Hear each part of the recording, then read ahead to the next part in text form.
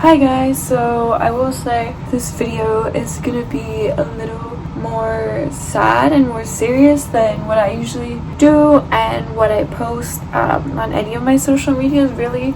If you do follow me on Instagram, you've probably seen me repost things about this specific topic. And before I get into it, I do want to have a disclaimer and say I was not there when this happened and I don't live on Maui. However, I am a Kānaka, I am Native Hawaiian, and these are my people, these are my islands, and it didn't feel right to edit, upload, and post the original video I was going to post on this Friday. And the reality of the situation is we need to talk more about it. I've noticed in the past 2 days, so today as I'm filming this is actually the Tuesday of this upload week, and essentially I really love that a lot of people around the world are aware of this issue, but I also do want to use my platform to talk about it, and I basically am using this video to kind of make a compilation of what I've heard and to explain like what's going on if you're not quite familiar. I think a lot of people have questions about how something like this could have happened, and even me being right now in California, I've had so many people ask me where I'm from in Hawaii for this very specific reason. I think it's really important to bring it up here, so at least that way I can still boost this information, and along the line or down the line, we're still gonna need support. Even after the news stops covering it or people get tired of it, like, these are real people. People have lost their homes, people have lost their culture. There are a lot of significant cultural buildings and relics that were destroyed in this fire, unfortunately. People have lost their loved ones, their pets. People were literally fighting for their lives for hours, and it's really hard even but to hear about it and to hear about something that's so close to home, and to also just see like the people you know actually lose people and actually go through this, and it's just really hard. And I'm so glad that us Native Hawaiians have pulled together to do this and to support and help out as much as we could. And Native Hawaiians, like, there's so many people who are using their platforms to talk about it. There's so many people who have created like fundraisers and donation drives and ways to help donate, and I think that's amazing. Basically, with Hurricane Dora, it went right below the islands, and it was a Category 4 hurricane. And even though it didn't directly touch the islands, the winds that it was pulling went through the island. So Maui experienced winds over 100 miles per hour. I've seen videos of roofs literally falling apart and schools were canceled. I do believe people started evacuating around 3 p.m. or 4 p.m. So as I mentioned at this point in the video and when I filmed this, my understanding at the time was that some people started to evacuate around 3 or 4 p.m.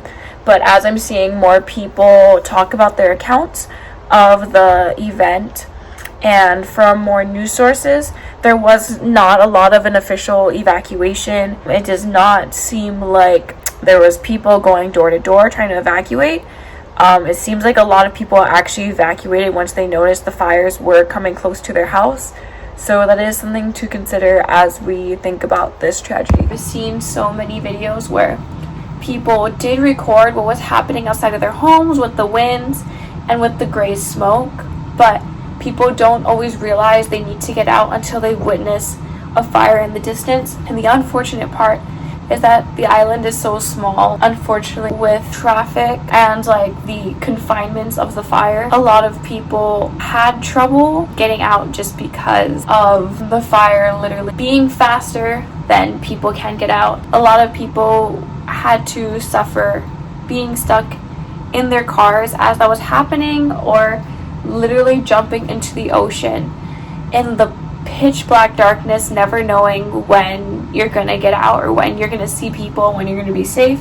Mind you, this did literally happen overnight, and this happened in hours. Like, Lahaina has been around for a very, very long time, and I went to sleep that night, like, knowing about the winds and, you know, that we had a red warning, but then literally waking up at 6 in the morning, Hawaii time, to hear that an entire town is gone.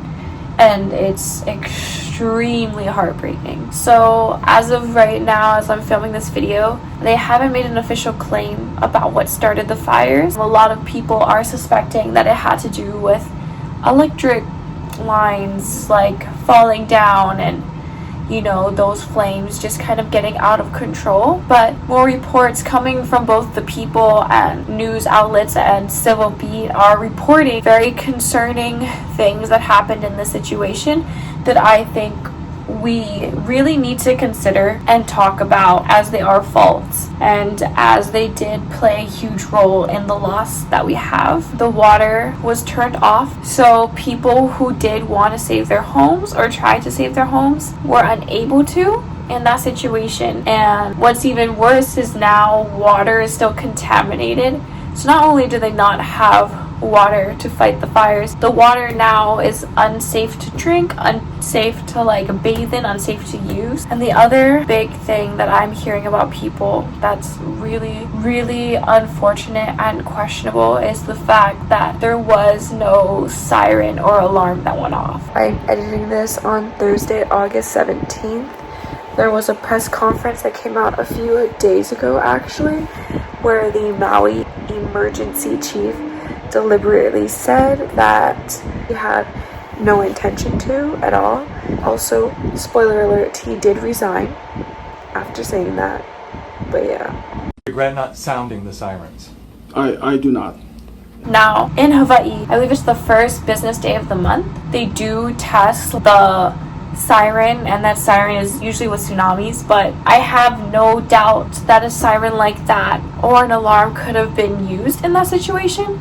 And I've heard multiple reports that Maui has a really good siren that's working and an alarm that works, and yet it didn't go off. The other absolutely disgusting part of this entire situation is that there are companies, organizations, and people who are promising help in exchange for the land in Lahaina. The thing about that is, coming from Hawaii, a place that didn't become a state by choice, is absolutely really disturbing. Like, that land was never yours rightfully to begin with, and the fact that they want to take it away again to repurpose it. As of today, I also heard the disgusting reports that the mayor has evicted people from their homes if it wasn't burnt.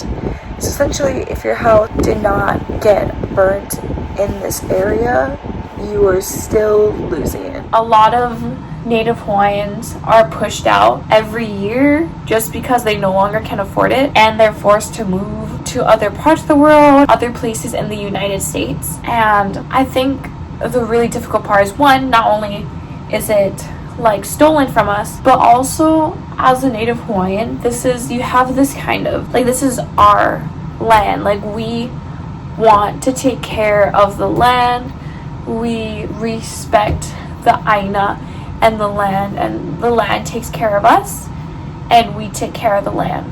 So to go from that kind of mindset and knowing that it's going to be used for something like condos that are going to just be used for the good of tourism or for people to become transplants to Hawaii is really unsettling as a Native Hawaiian and for the Native Hawaiian community. Keep Hawaiian lands in Hawaiian hands. It is very important that Native Hawaiians rebuild this land, especially when we are the ones who are doing the most.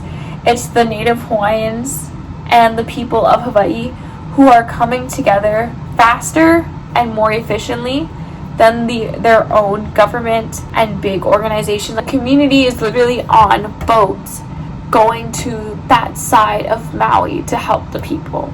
which I think really speaks volumes about what it means to be a Native Hawaiian, what it means to be a person from Hawaii who loves their land and who loves their people. That is why it is so important that Native Hawaiians get to keep this land and that they get to rebuild it to be a place that is welcoming of and for Native Hawaiians. So if you were able to sit through and watch this entire video, I do want to say thank you. I am so passionate about this, and the more things I hear about it, the more I want to do something. So that's why, if there's anything I can do, for sure, I know as I'm going to promote and spread this issue as much as possible.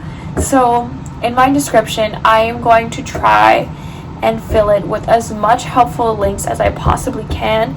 Everything from how you can donate to the Maui Humane Society, how you can donate to the Hawaii Community Foundation, all of these different organizations that are verified. If you watch this, thank you so much. If you're from Hawaii and you either are experiencing this or you're like me and your heart is just out there and you're helping our people, I just want to say my love goes to all of you. And even as time goes on and the news stops covering it, that we will still get support. And I know, at least I have so much faith in my Native Hawaiian community that we are still going to keep fighting and being strong. Bye, and thank you.